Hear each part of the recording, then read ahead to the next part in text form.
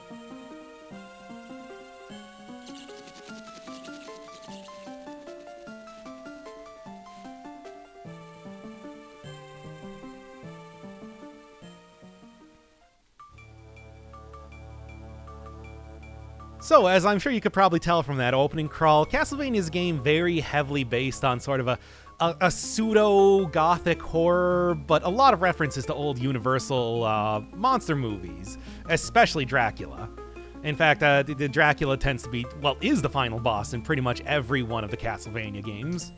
I mean, like the original Castlevania, in fact, the original all the Castlevanias for the NES, I believe, had like film strips as part of their attract mode, and I think even credits.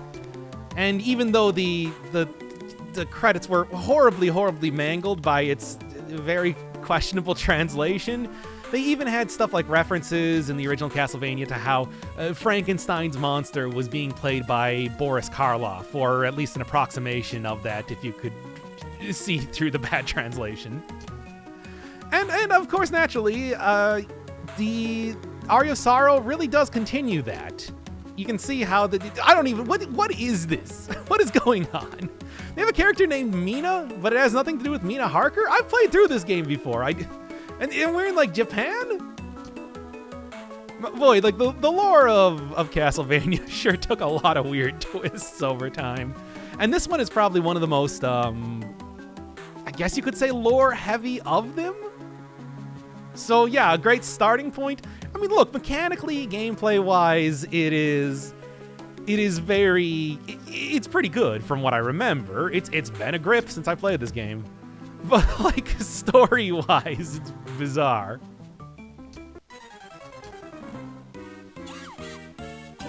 Oh, that was quick.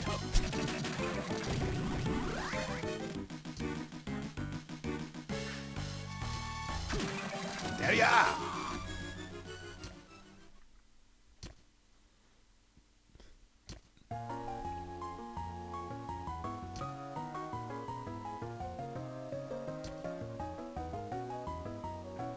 Which is, like I said, something that would be explored a little bit more in a couple of the later games, but especially Bloodstained and Order of Ecclesia. It's a fun little, like, gotta catch 'em all type of system that they introduced here that also gives you a lot of new abilities to play around with. It's not just a straightforward, hack and slash with swords, spears, whatever you can find, but you also have very special abilities on top of all that, too. Like I said, a very new type of thing for the series, but I think a welcome change.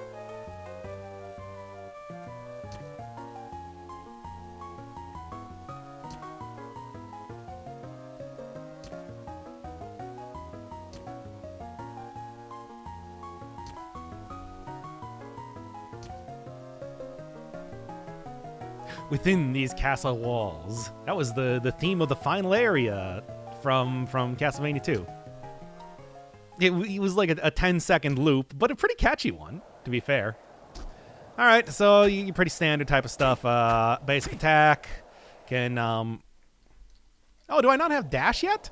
I do have sticky keys, apparently, though. Good stuff. Oh, man, I don't even have, like, slide. I forgot how many things you actually need to unlock here. I'm like, yeah, you don't even get, like, the dash? Man. Good old Castlevania. Some fun stuff. And also, me just, like, I don't... How do you... I thought I knew how to play this game. I guess I don't. Oh, well. So, yeah, standard Metroid style. You're going to be running around. You're going to be getting a bunch of new abilities. And you're going to be, something. I don't know. I mean, I remember, like, a lot of the Soul stuff. We still got, like, the same sort of RPG aspects that have been in the series for this point for a long time. But, like, even these loading screen things. Back in the PlayStation version, this made a lot more sense because, well, it, like, had a CD symbol and everything and would show that, yes, indeed, it is loading the next area. These days, I guess it's more of just an affectation as, like, hey, this was a kind of a cool thing to see how, like, the music would fade out and then you would get a, you would kind of, like, set up a totally different track and everything. Why not just give me that? Why do sticky keys have to do? Please let me go just like, I don't know. Nope, it is going to continue beeping like that. Well, here's where I'm going to go figure out how do I make that stop beeping. Alright, whatever. I gotta... Usually I like to have it on left shift because then you can have, like, all for your fingers, you know, left shift ZXC type of deal, but no. Instead, Windows says you can't do that. You gotta map it to something else because we, Windows, we love using left shift. You can't take left shift away from us. We're gonna beep at you until you give us back left shift. No, that is not how Windows do. Can't you just steal that from them? Well, anyway, distracting me here. So it's obviously not a game built for, even though I am definitely playing on original hardware, no, the stealing is wrong. But it's, you know, like, you know. Hey, great, cool. I suppose I should actually go look at, like, what I got for various Soul stuff. Winged skeleton. I mean, I think, like, regular skeleton. Throw spears versus throw bones. I'm gonna go throw some bones. Well, what'd they say the actual, like, was... Yeah, it was up and attack. That's how you do it. Get a very, I suppose you could call it... I mean, it's not dissimilar to the... It's not dissimilar to how it would work back in the day with a lot of the axes. And although, let me say, I do like, you know, a lot of the more modern Castlevania games and how they do a lot of the RPG type of stuff. Never been a big fan of how the Metroid style that they eventually adopted. Oh, sure, I know a lot of people love that sort of style, and there's certainly a lot of games that you might say, hey, you like Dead Cells and whatever, but it's like, no, Dead Cells does things like level-based. You don't have to do a whole lot of backtracking. There's not a whole lot of trying to figure out where you need to go next. There's absolutely going to be a lot of that here, especially because it's been many a year since I played this game. Hey, don't you throw your skull at me. This is not the time for that. Bag of bones. So yeah, if you were like, hey, that sure was an inscrutable opening, what is supposed to be happening in this game? Don't worry, it'll become... Actually, it will not become very clear later on. But your guide, will kind of explain what, like, the meaning of everything is coming up here. Because this all does have meaning. Slowly but surely... hey, come on. Slowly but surely, a very weird amount of lore and plot did build up in this series, as most games do, unless you're like a Nintendo series. Where's Castlevania? Wherein the whole thing with Mario, it's like he's still rescuing the princess, doing the same thing as usual. I mean, I suppose I can just use my backdash, too. In fact, I should probably just do that. Well, maybe I should just run back instead. Not like this is the most complicated boss we've ever seen. It's just the hitbox is sort of funktastic. I should just be jumping to hit this guy in the head, because it's much easier. Hit him in his gigantic, distended-looking alien skull. Very Xenomorph-esque, isn't it? And not rely on the backdash, as I like to. It's not even difficult. Why did I die to this guy? Well, hey, at least we still got the orbs. Back in the NES game, the idea behind the orbs was that it was like purifying that section of the castle as you went through it, which is why it was considered good freeze frame, which is why it was considered like you know, something that would heal you entirely and make it so that you would finish that level. Here, I think it just gives you a bonus to damage and health, or maybe that's one of the other modes. I don't know. As it is, at least at this point in time in the game, I know what I'm doing. So, it's going to be, with the exception of me having to cut around to figure out how to make a Windows stop being mad at me for using the shift keys. I had Steve Ballmer come out here and he's like, you got to stop using that shift key. We do not endorse you using that. Why'd you think we put all the beeps in there? Well, anyway. Yeah, aside from that, and obviously dying against the simplest boss in the game, hopefully there won't be too much cutting, at least for the first episode here. The game's not tremendously long, if I'm remembering correctly. Like, you can get through this at a pretty good clip. But it's also hard to say, because it's been a very long time since I played it. There's, like, a lot of grinding and everything, because, you know, hey, every single enemy does have its own soul, and I do want to get them all. You get fun stuff for doing that, of course. Or also, like, you know, storyline-related ones and stuff like that. So, eventually it's going to have to come down to that. But, you know, I also like a good grind in a game, too. And Castlevania games have had Castlevania games is one of those somewhat strange things, where it's like, I wouldn't really say necessarily that falling speed... Oh, yeah, that'll help. I wouldn't really say necessarily that it has a... huge, like, emphasis on grinding or anything like that, because, you know, a lot of the stuff that you can find in the game is not really tracked. That was a little bit different when it came to Bloodstained, but was never really that much of a thing. I mean, sure, you can go, there's like a million different food items that are all that you can all use for healing, and whether it's your mana, which I think is like the secondary bar there, which I'm using to cast the actual spell stuff in the first place, or the health. But it's like a lot of that stuff, you know, hey, it doesn't really matter if you get the ice cream from the Yeti monster or whatever. Sure, it'll track that in your bestiary, but it doesn't really matter too much for completion of the game or anything. Same thing with like a lot of the equipable items, you know, armors, weapons that you might be able to get from those. They're there. You can do it if you want, but, you know.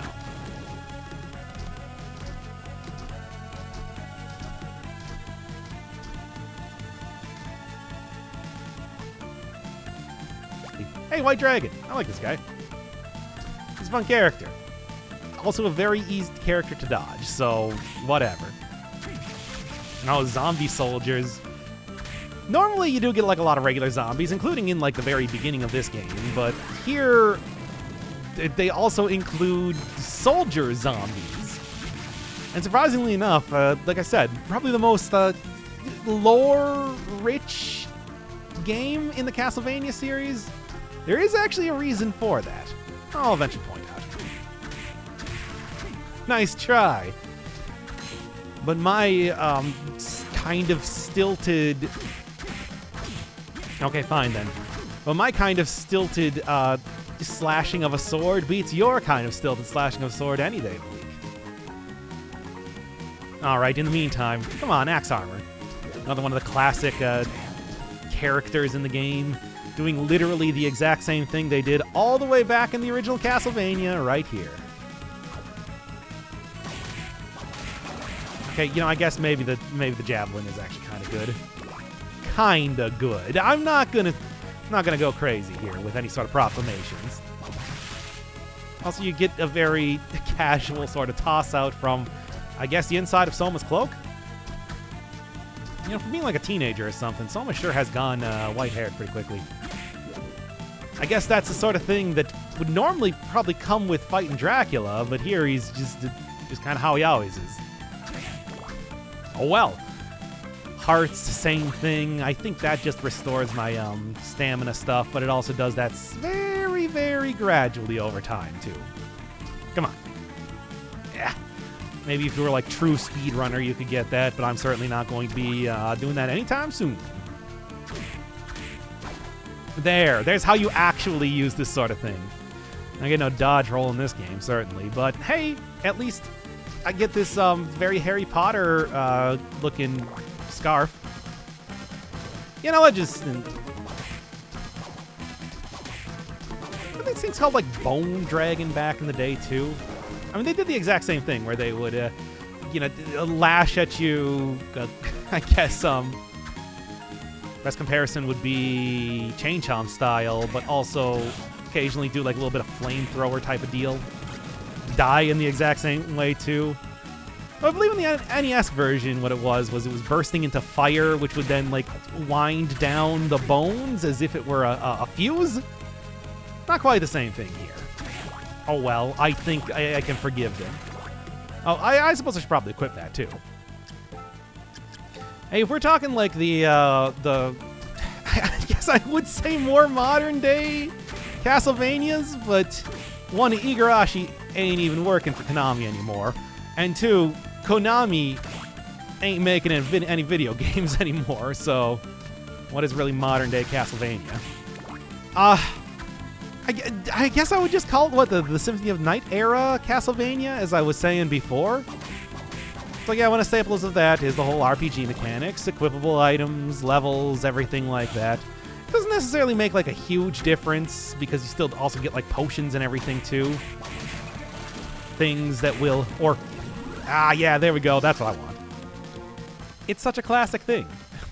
It is such a classic. Yeah, I want to continue going on with the short sword, by the way. I know, like, the knife is probably better, but I like the big weapons. But yeah, this is a very classic type of thing, if I have enough mana to actually cast it. Come on, really, still? How much do I need here? Really? You didn't even hit me with it.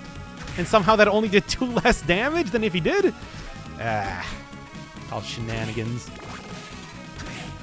Not actually the first. You know, the very first Castlevania game I ended up playing was not, in fact, this one. This I played much later after the fact. It was the sequel to this game, Dawn of Sorrow, which was the DS one, if you didn't get that, because Dawn of Sorrow, DS. I don't know why. Yeah, great. I don't know why so many games were obsessed with making that sort of punnery, but they were. But yeah, it was, well, first off, you'll see kind of over the course of this game that it did not need a sequel, so it's kind of weird that that existed in the first place. But two, largely the same sort of thing. I think the first thing that I noticed when I did end up actually playing Aria of Sorrow is that the flying armor soul, which you just got from kind of like a pedestal, actually is the first boss in the game of... Oh, come on. Is the first boss in the game of Dawn of Sorrow. So some of the things that didn't actually get enemies that you get the souls from, you do in its sequel. Which I kind of like, but also, again... God, I don't want to get too far into like the actual plot of the game or whatever, but it's like, boy, did this not need a sequel? I mean, the Castlevania games, of course, do have a weird amount of lore, but also, you know, it's not like that's absolutely necessary or anything. Like, certainly, you know, there's despite being based on a very like a classic, you know, movie series, it did differentiate it even from the very first game, where it's like Dracula turned out to be more of like a demon monster than a dude who was just merely really obsessed with moving. Well, if you don't know the original Dracula, basically he was a noble from some obscure part of Eastern Europe who was obsessed with moving to the UK to kind of like spread his evil into the world abroad. In fact, there was a very good scene early on in that book wherein Jonathan Harker, who was kind of like the protagonist for the very early part of the game, was talking with Dracula, and he's just like gushing about how much he loves Britain and how excited he is to be moving there and everything. And it's the sort of thing where you're like,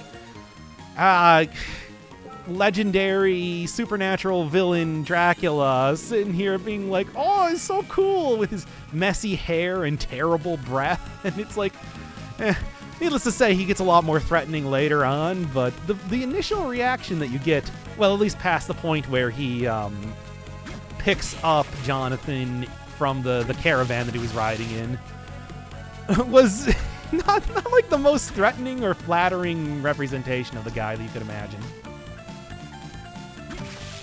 More of these potions. I need everything that I possibly can get. And I would say that it's like a OG Dracula, Bram Stoker's I'm talking. Cool. Why not keep switching this sort of thing up every time I get something new? There's a lot of souls in this game, and they do a lot of the similar stuff, but there's also like a lot of different little things that you can occasionally get here too. It's worth checking out. Certainly. But yeah, I would say Bram Stoker's Dracula still holds up very well to this day. Still gotta go. Eventually, I am gonna get, like, stuff that will help me find secrets in the walls. We're talking Metroid games, so of course there are. But for the time being, it's just gonna be mostly... I mean, I could go around whacking every single wall hoping I'm gonna get something, but... that's just... I gotta say, I don't really think that's gonna make for the best television. Now, can I see the map real quick? If I'm remembering... I know, already 10% done with the game. No time at all. Okay, so it looks like I want to go over here to the right. Fair enough. I mean, at least they do give you a map. Which will help, but...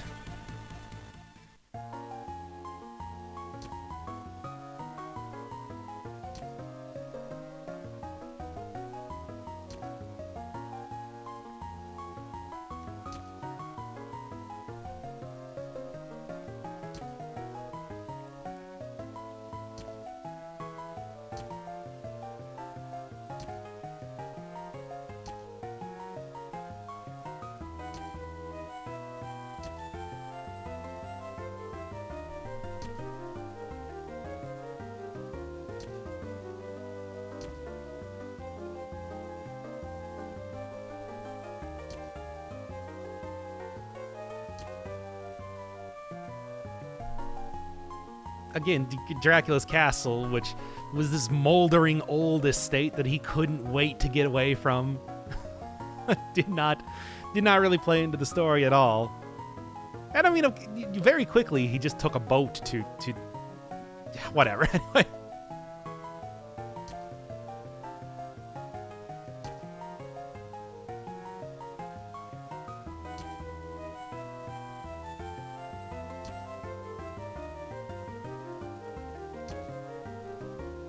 Oh, yeah, of course. Very well known. Very well known.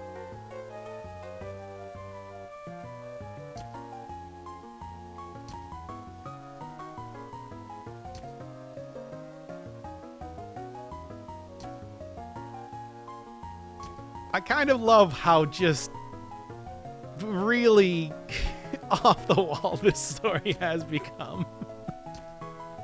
It was so simple. Simon Belmont walks into a castle and beats up all the monsters, because, you know, they're monsters.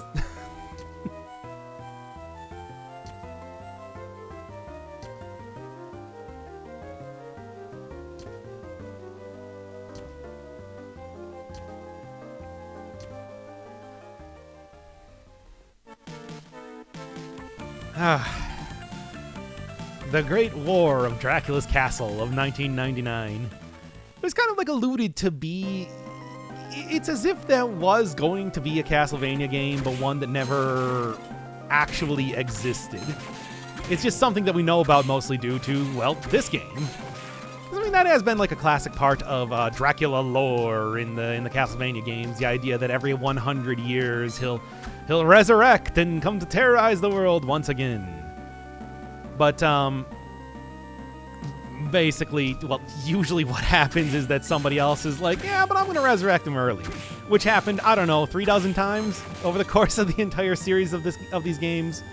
But then in 1999, something different happened. And apparently it was actually something pretty severe and huge, which is actually why there are stuff like, I think, I was talking about earlier, the idea of having a bunch of like soldier zombies in here, which prior to Castlevania games, it's not really something that appeared in Dracula's castle. It was just like regular zombies. Kind of implying like a huge, like literal war against Dracula took place, which is a very fun concept, but like I said, it's not like there was a real game about that or anything. You just get some little just subtle and then not so subtle, like where Graham just kind of tells you about the prophecy of Nostradamus.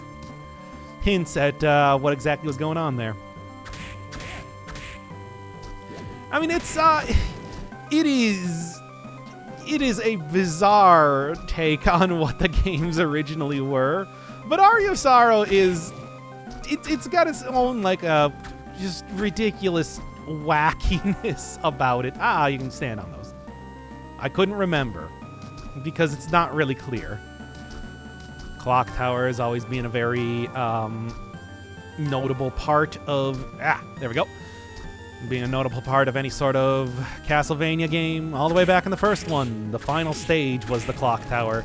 Even though they never called it that, it was just, well, stage 6, but it had, I would say that it's like, things become a lot more obvious later on, especially like in Castlevania 3, I always think of, where it had, for some reason, it had a very different like style of music when you went into the Clock Tower in that game. You got to find Grant the Nasty, ghost pirate extraordinaire.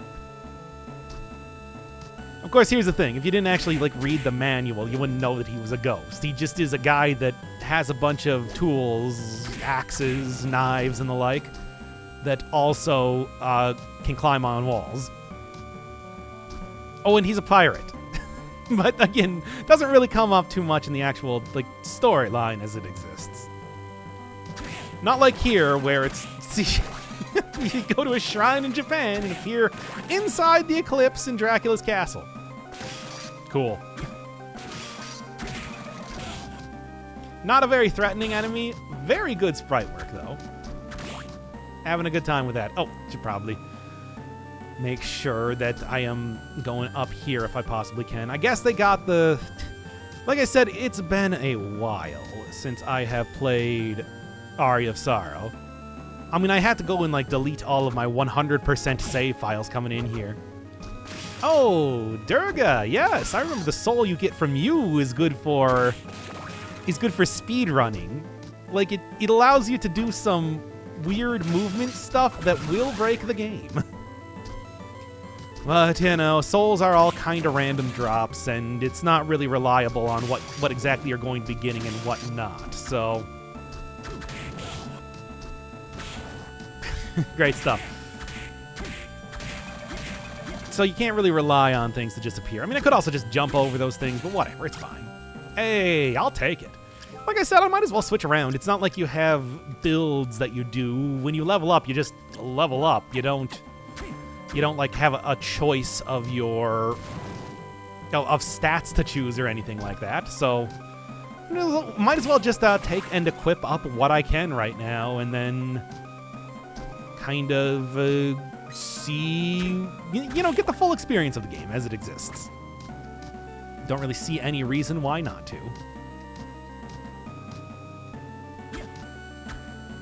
Wow. Okay. Went right over me. Well, whatever. As always, you get full heals going into each one of the save points, so it doesn't matter anyway. And a surprising amount of health to start out with. I mean, there's absolutely no reason that I'm already down to taking one singular hit point of damage from each one of the bats, which is, I mean, I guess is good for me. And I think those are Une plants? Another classic type of Castlevania monster. When you walk into them, they hurt you. Well, that was an embarrassing defeat that you won't see. It's, not like this is a very difficult boss, old Manty, but he does have the ability of attacking you when you're kind of locked into... You don't have the ability to cancel out attacks, and that's a little bit rough to deal with in this game. It's exactly two moves. Breathe fire, walk slowly, and also shoot... try to stab you with its tail, but still...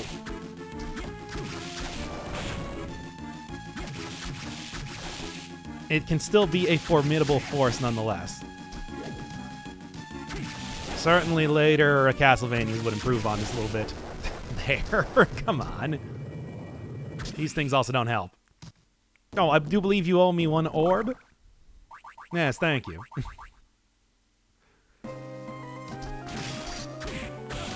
Rock armor, but it's like, again, I'm not even... You really don't need to try to dodge a lot of these enemies if you think about it, because you really don't take too much damage from their attacks. That's probably because I'm on normal mode, though. So I suppose I can't really say. I'm not flexing my true hardcore muscles as much as I possibly could. Oh well, how am I gonna do if I... What sort of video game playing boy can I possibly call myself if I can't beat Castlevania Aria of Sorrow on hard mode? I mean, come on. Just think about that for a second.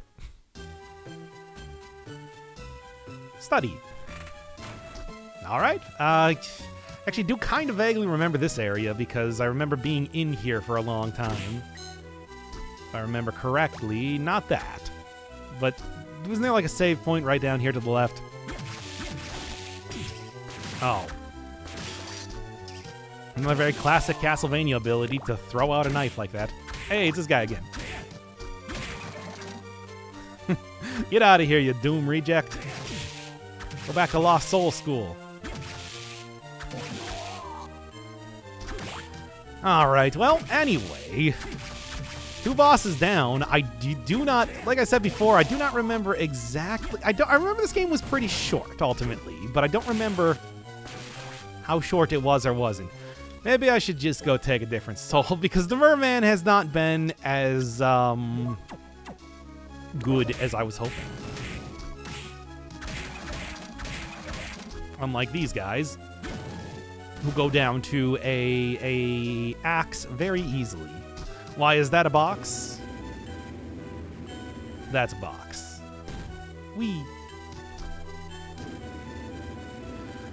I mean, it wouldn't be a video game if you didn't do this, right? No siree. Oh, come on.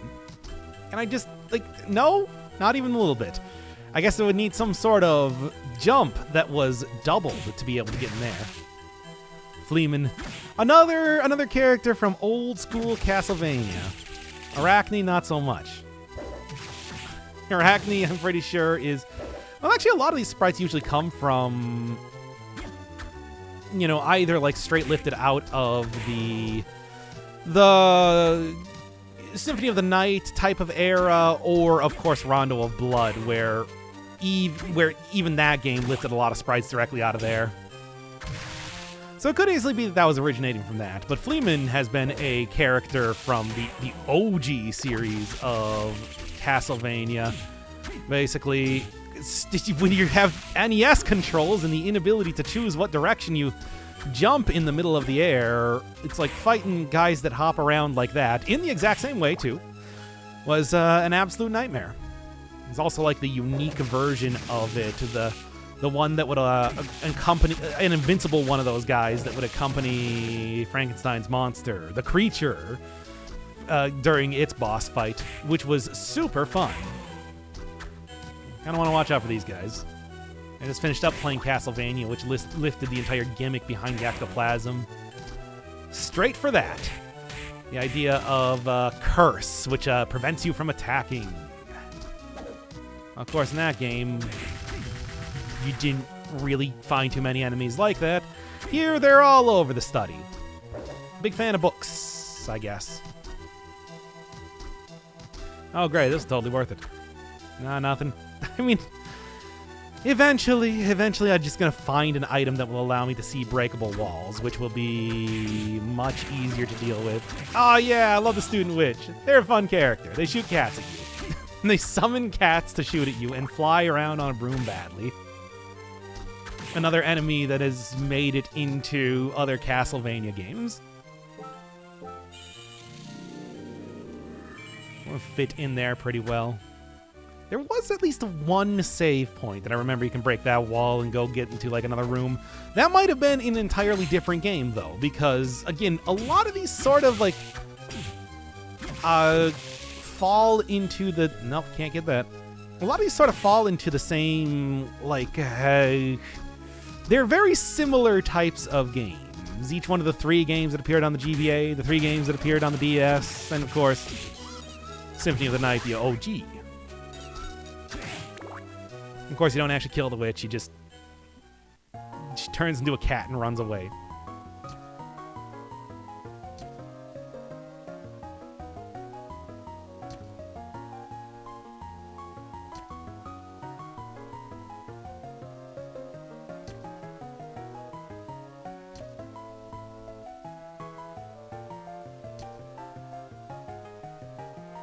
Yeah, we've gotten to be such good buddies. You know all of his mannerisms.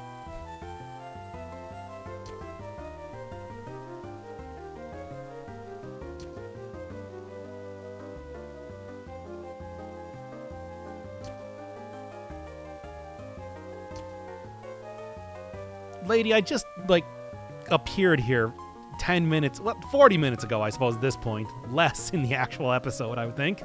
After some of the, issues.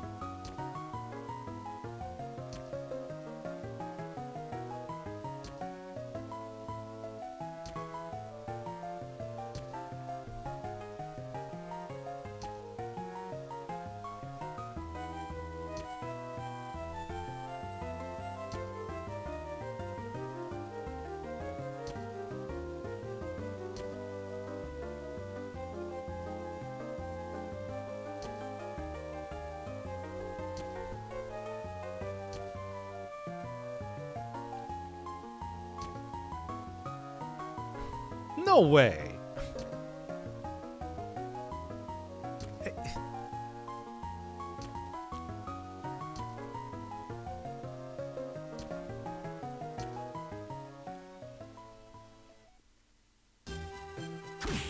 Dark powers. Good stuff.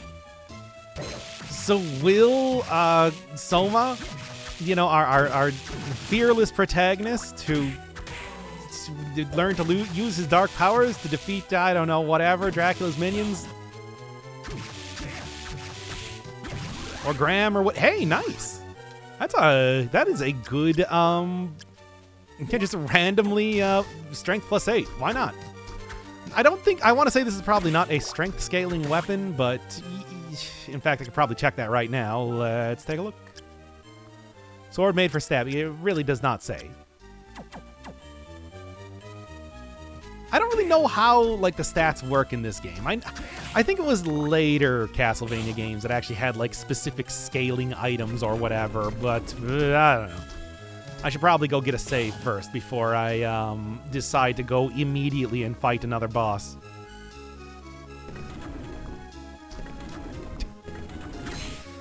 Classic. But also, like, come on, where's, for real though, where's the save point? Probably directly above me. Look, I'm about to go fight a boss. You're not gonna not give me a save point, so just do it. Fine. I guess I'll go back and I'll go get the other save point somewhere else around here. A door that only opens up when you're facing away from it. I've never seen this sort of tricky puzzle before. Why, I would need to have some sort of ability to dash backwards. In fact, I already have that ability. What am I even thinking? I forgot that I had that ability because for some reason after starting up the game... whatever, just send me in. Because I just assumed that I didn't have that because I started up the game and I couldn't do it. So I'm like, oh, I guess I'm never going to get it, even though it was literally the first thing I got.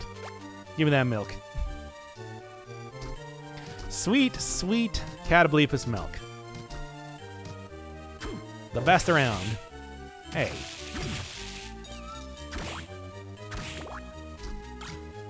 Sure, why not? We're playing Castlevania. I mean, I can't... Even if this wasn't even if this wasn't like a new weapon, I guess I would have to use it at least for a little bit. It is really just a regular whip, though, isn't it?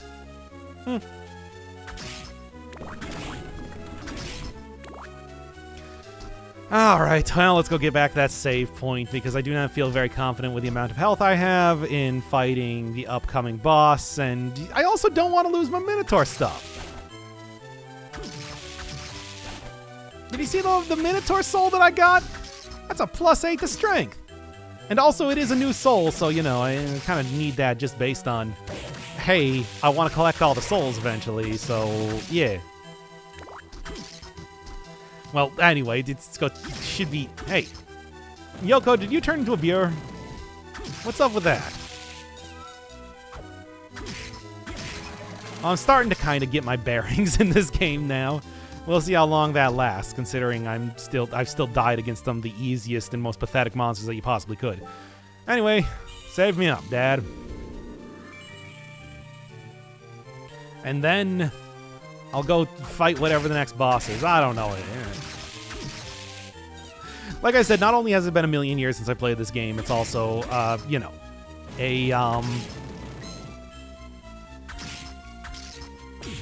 very similar to other games. Like this. Whatever, I can deal with a little bit of curse. Oh no, the curse gets rid of your mana. Then what am I thinking of that prevents you from attacking? I thought that's what it did. Well, whatever, it doesn't matter.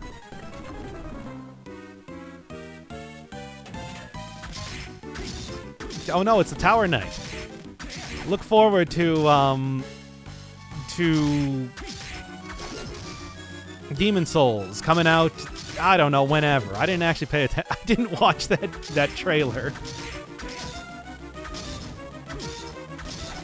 And frankly, I've already played Demon Souls an awful lot, so it's not like I'm super interested in replaying that game again. Unless they really change it up. So yeah, as long as I actually use the back step correctly, somehow, against all odds, went a little bit smoother than the previous boss fight, now didn't it? 404, baby.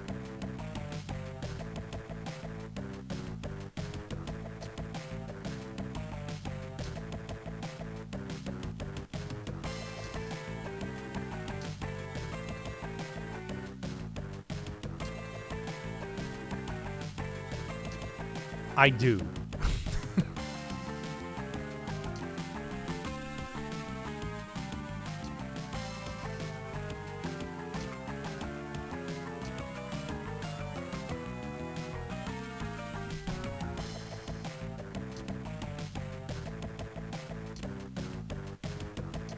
All right, thanks, Wario.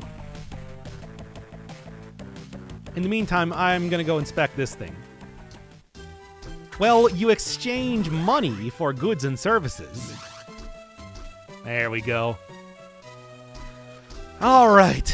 Well, that's at least a good couple bosses down, but I think I'm going to at least do like one more or something. Now that, like I said, I kind of got my bearings at least slightly, I feel like I can take on the world. But no, also, it's like, I feel like it's no longer as embarrassing to continue to play the game. Take him down.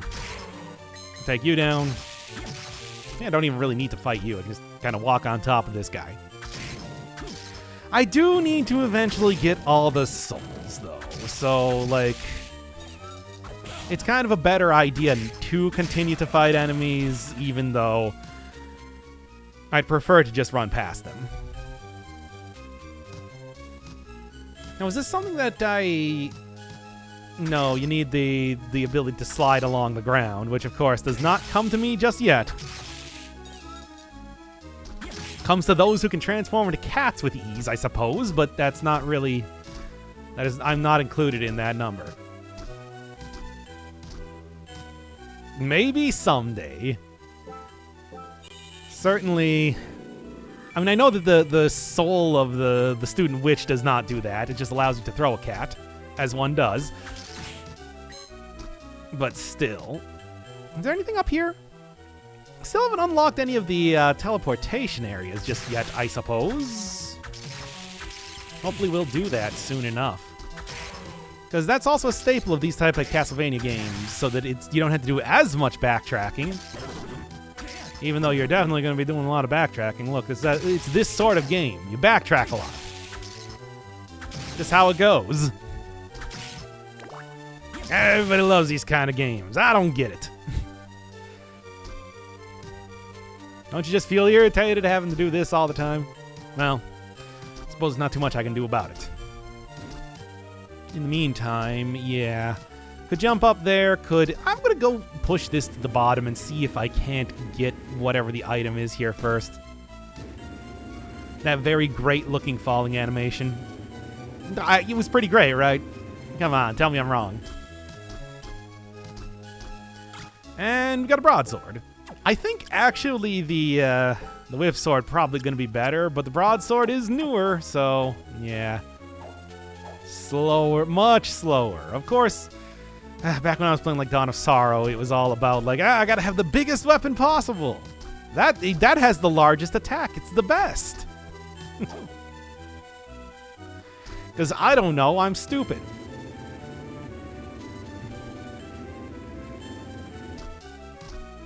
Pushing boxes. It's like I'm playing Baba Is You all over again. And of course, as deviously difficult. Did you see that puzzle down there? Sure. What does this do?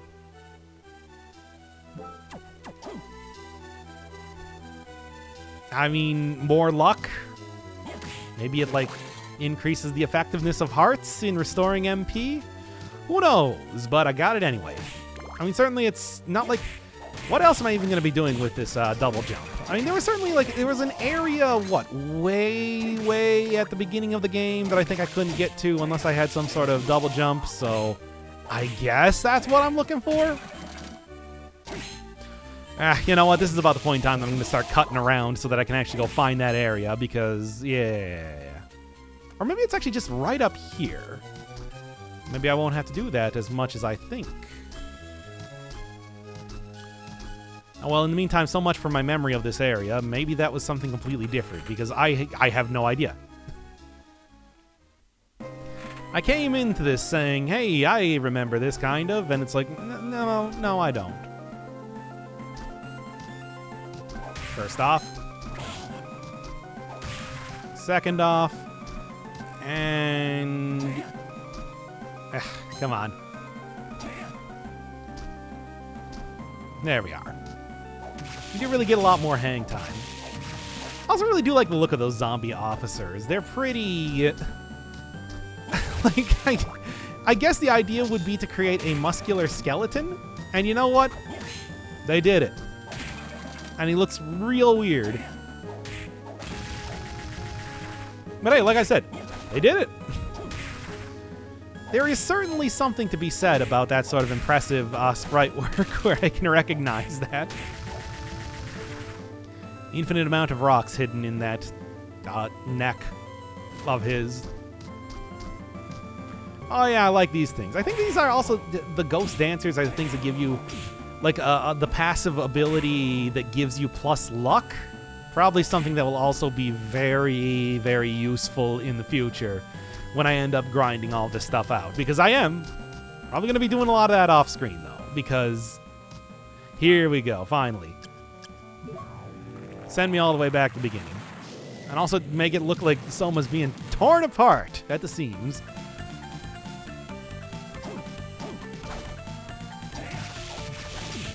Now, one more. There we are. I mean, I suppose I should probably go back, like, the opening and go to Hammer's shop or whatever. Even though he is an army deserter, I don't know if I can cotton to that sort of idea, but at the same time, like, who can you... Like, you gotta get all the help that you can in this game, in this world of Dracula's castle.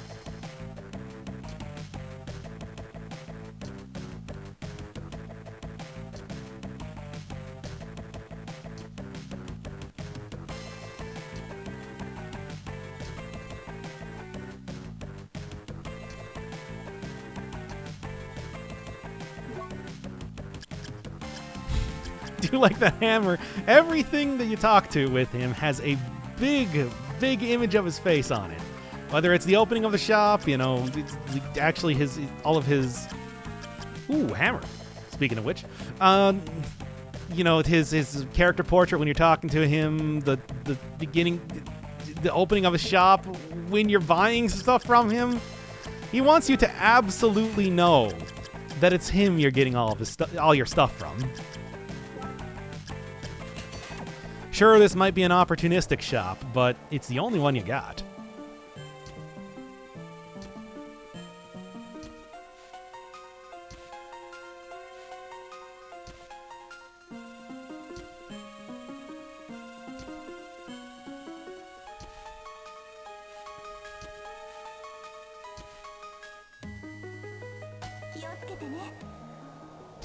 Yes. Well, I guess I might as well check out this too. I mean, yeah, as always with these sort of games, you want to go back to some of the earlier areas, kind of check out what's going on, what's a crack-a-lackin'. Equip up those lucky charms when you possibly can. Pots of gold and rainbows. And the red balloon is inscribed on this piece of the Hakuba Shrine. You know, that famous location in the Dracula book. Anyway, continuing on here, I guess I suppose I should just go look at the upper part of the castle that I can get into now, because I can jump slightly higher, as you do. I'm betting this guy's soul ability, because I definitely do not remember it, is probably just hits enemies with big sword. For some reason, of all of the enemies I've fought so far, I love the look of that guy's sprite more than any of them. It's again, muscular skeleton. Look at him. It's like, why did you, it's not like just a big demon guy or something. They had to make absolutely sure that it was a skeleton, some sort of zombie skeleton. Cestus! Yes, please. Used for punching. Also makes your hand look comically oversized. I love it. You didn't even attempt to try and fool me. There's so many skeletons and everything around here, I probably wouldn't have even looked twice at a doll. And yet you played your hand so quickly. Also reminds me of another one of the Dawn of Sorrow enemies, the Puppet Master boss, which was, oh boy, that was a guy to fight. Pretty fun gimmick with him, but also at the same time, very frustrating gimmick. Now, that's the sort of thing you expect. Not everything is just going to be punching a skeleton, or, well, hitting a skeleton with a sword until it dies. Even though that was the first boss of this game, as you know. And I still failed at it. Professional Dead Cells player fails at Castlevania. Game that Dead Cells takes a lot of inspiration from. Anyway, let's continue on over here. I think I might be able to do something over here. I don't actually remember. I do remember... Stop that. I do remember that it's like, well, there is this, but I guess since I'm just equipping up stuff as I get it. Oh, no, it's just a worse pendant. The Hakuba Shrine. Now that's where you get the good pendants. Well, anyway. Oh, yeah, there's just a boat here now. Sure? I mean...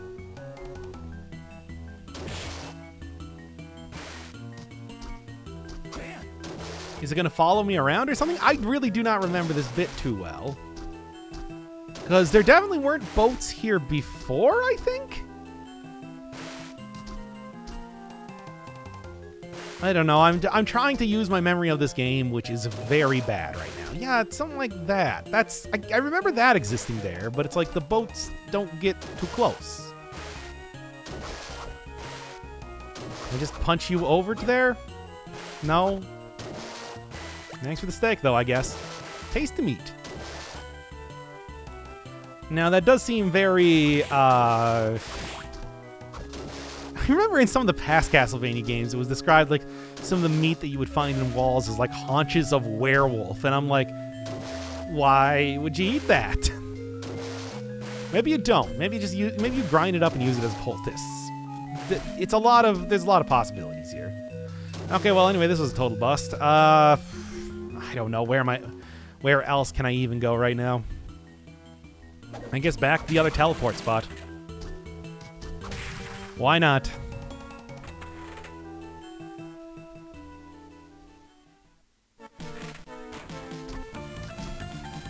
Or instead of that, how about I just go save and then call it an episode? Because I have been recording for like an hour here, even though it's probably going to get cut down to a half hour. Come back next time with more Aria of Sorrow.